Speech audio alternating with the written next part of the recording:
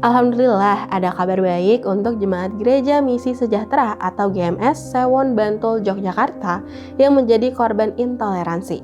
Kasus ini sudah memasuki tahap penyidikan oleh Polda DIY. Penyidik telah melakukan gelar perkara pada 26 Mei lalu dan memeriksa 16 orang saksi. Polisi juga sedang mengumpulkan serta memeriksa rekaman CCTV untuk menentukan tersangka. Berdasarkan bukti video dan hasil penyidikan, tersangka dipastikan lebih dari satu orang. Polisi nggak hanya menjerat pelaku dengan pasal gangguan ibadah, tapi juga pasal 20 KUHP baru terkait keterlibatan bersama dalam tindak pidana. Polda DIY menegaskan akan mengusut tuntas kasus ini karena kebebasan beragama dijamin konstitusi.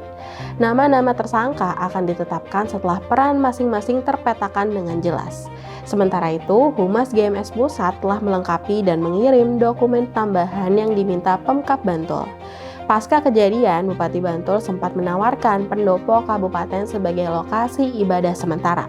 Namun, GMS memilih beribadah secara online karena mempertimbangkan jarak bagi jemaat.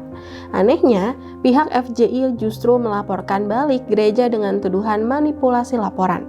Namun, bentuk manipulasi yang dimaksud nggak dijelaskan secara rinci.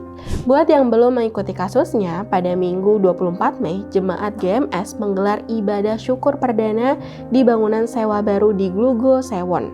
Di tengah ibadah, sekitar 25 orang dari Laskar Forum Jihad Islam atau FJI DIY datang ke lokasi. Aksi penghentian ibadah berlangsung sekitar pukul 7.59 hingga 9.05 waktu Indonesia Barat.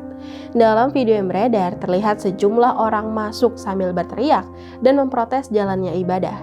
Situasi sempat memanas sebelum polisi datang mengamankan keadaan.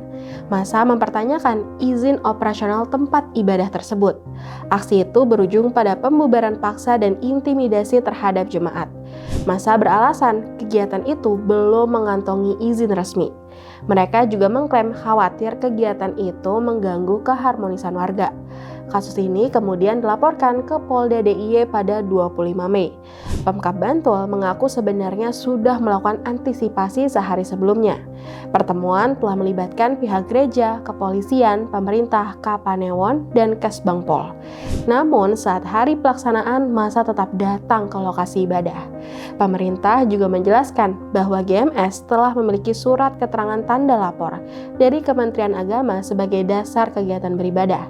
Gubernur DIY Sri Sultan Hamengkubuwono X menyayangkan pembubaran tersebut. Menurutnya, tidak boleh ada pihak yang merasa paling benar sendiri dan masyarakat harus belajar memahami perbedaan. Staf khusus Menteri Agama Gugun Gumilar juga menyebut pembubaran ibadah sebagai pelanggaran hukum serius. Dia meminta agar para pelaku segera diproses hukum. Kasus ini menunjukkan bahwa persoalan kebebasan beragama di Indonesia seringkali tidak berhenti pada urusan administrasi. Masalah utamanya muncul ketika ada kelompok yang merasa berhak menentukan boleh atau tidaknya suatu ibadah berlangsung. Dalam negara hukum, keberatan terhadap legalitas suatu kegiatan seharusnya disampaikan melalui jalur hukum dan pemerintah, bukan melalui mobilisasi massa yang berujung intimidasi dan penghentian paksa. Karena itu, langkah Polda DIY menaikkan kasus ini ke tahap penyidikan menjadi sangat penting.